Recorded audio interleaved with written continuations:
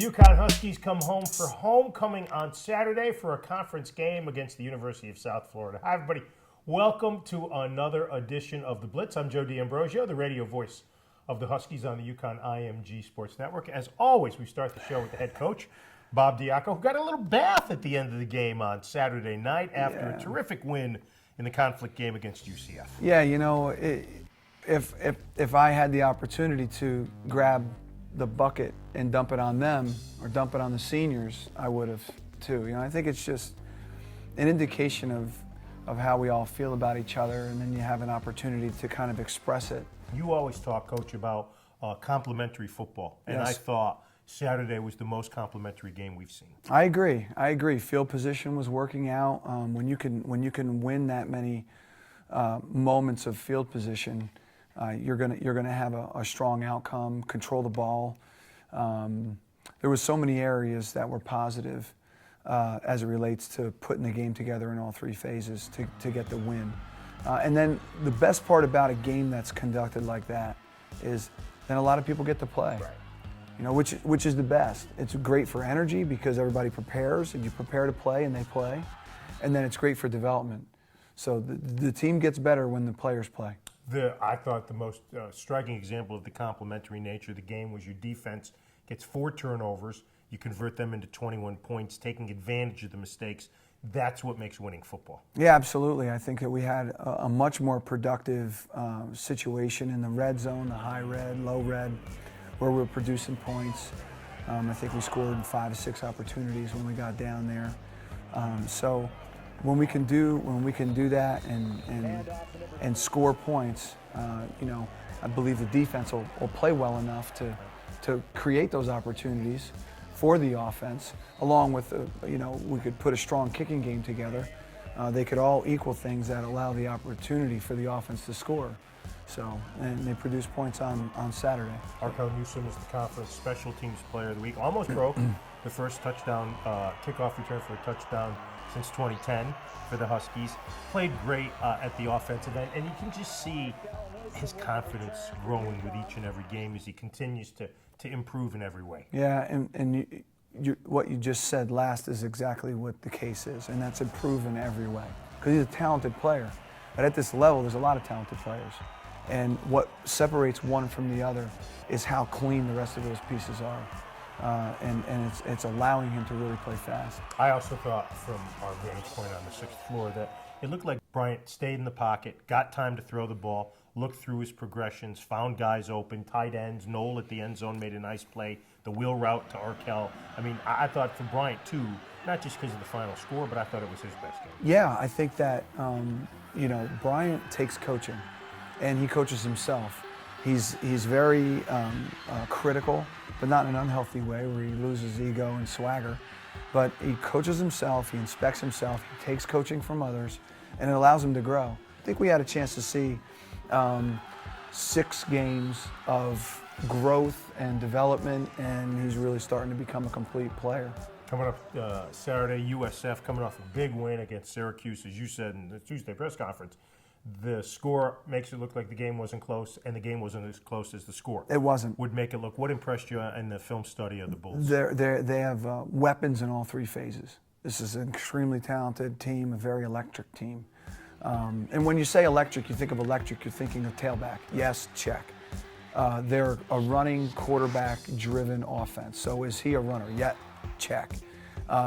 Perimeter wide receivers that can really victimize you with speed and athleticism. Done. Check. On defense, you have a dynamic corner, dynamic safeties, and then you really create a lot of stress with pass rush, and that activated 4 down front. Yep, they got that too. So they have weapons in all 3 phases, and they're a major problem. And in particular, they're a major problem on offense with how they play. Should be a good game at the Pratt Whitney Stadium. Coach, thanks. Good luck. Thank you, Joe.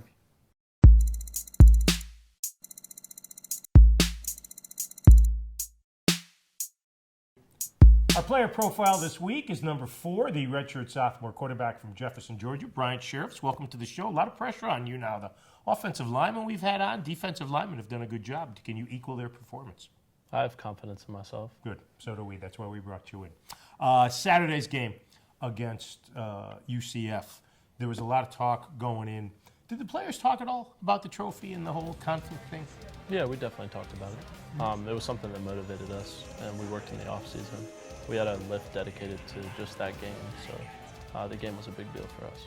We talk a lot about throwing to the tight ends. Alec and Tommy combined for 5 catches. Can you just talk about them as targets and how nice it is to have big people like that who can catch the football? Yeah, it's great to have big bodies like that. They can make great catches and get extra yards to real physical guys, but they also block, so it's just great to have them on the team. And you've got all these young wide receivers, Hergy, McLean, Beals. We haven't seen the other kid yet, and we know how good Noel is. He's not a kid, but he played really well. And that touchdown pass you threw to him, you threw the ball right on the button to him, and then he made the nice move to get away from the defender at the 5-yard line and get in.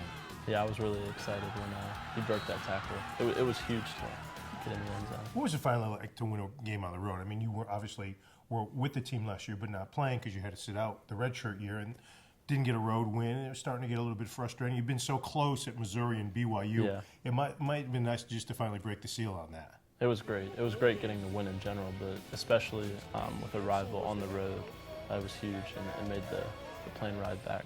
And you have quite it was pretty loud on the plane coming home.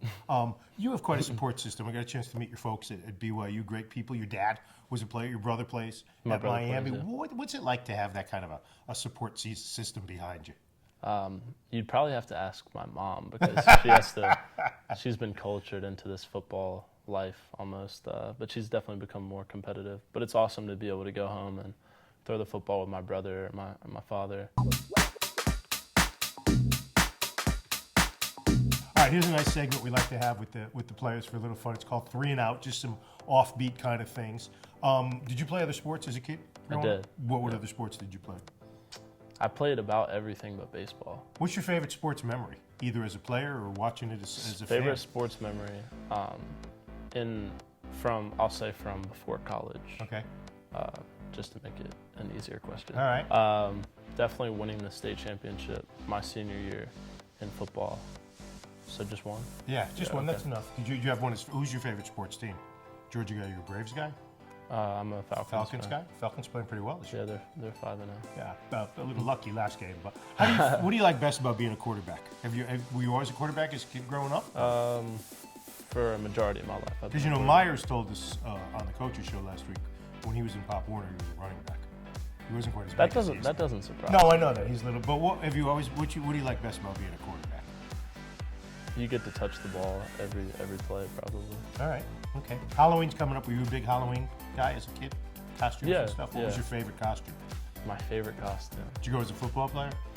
One year, I think I did go as a football player, but my favorite costume, oh, yeah.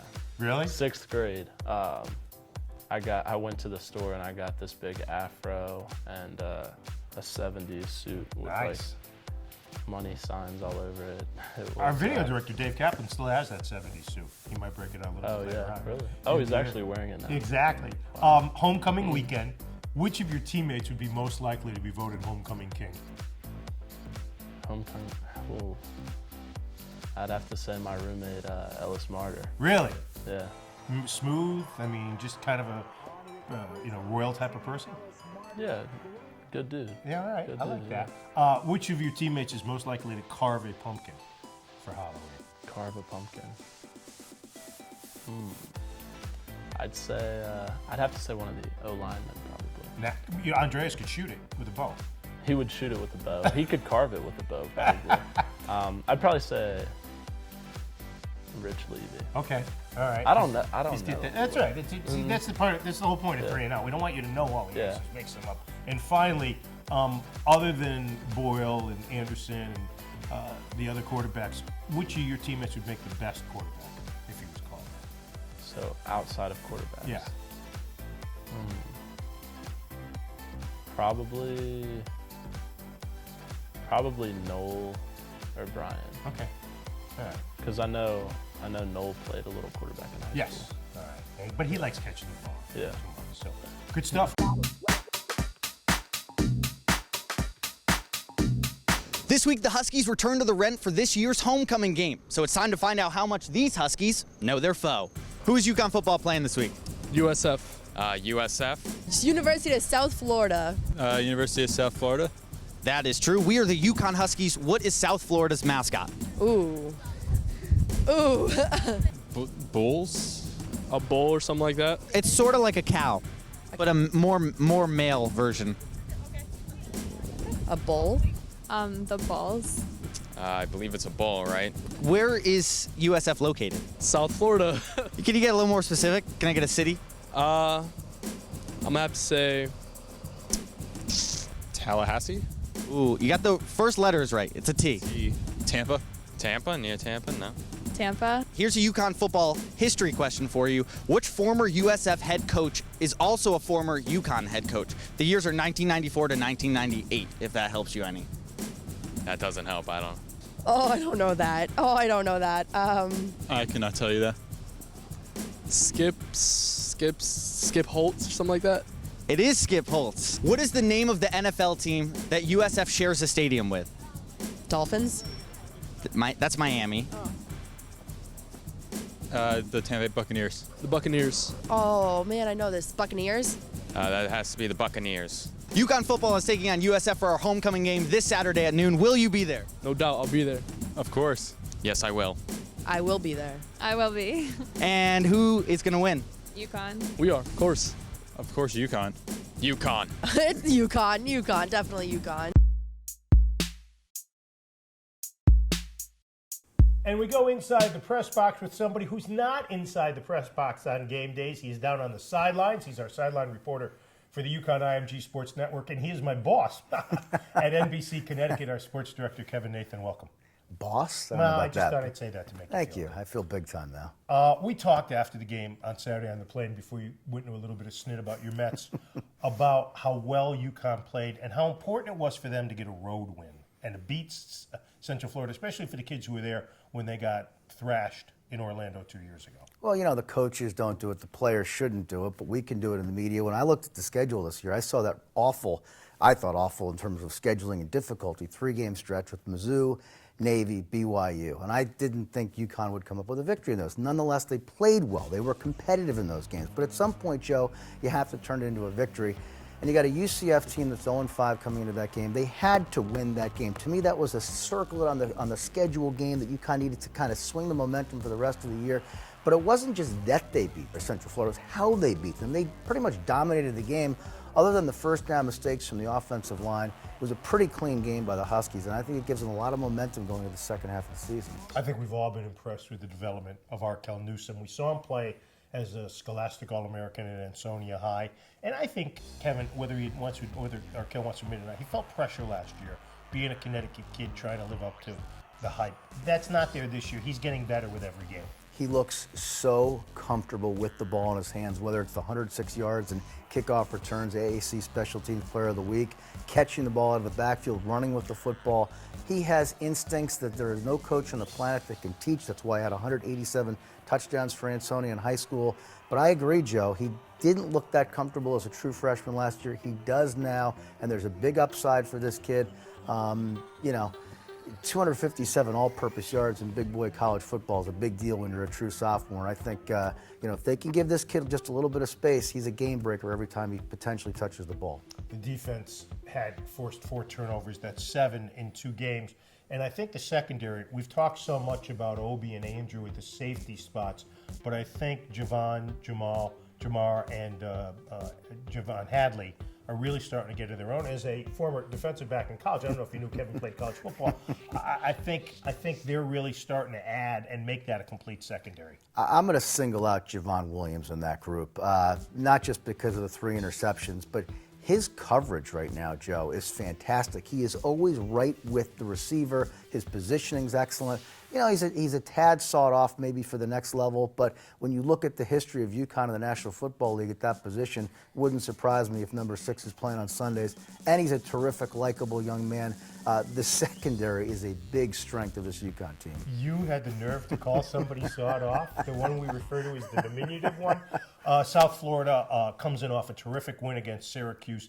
they can run the heck out of the football. Yeah, I mean, they've got a big-time back who's, Marlon Mack, 93 carries, 576 yards, 6 feet tall, 205 pounds, can break tackles.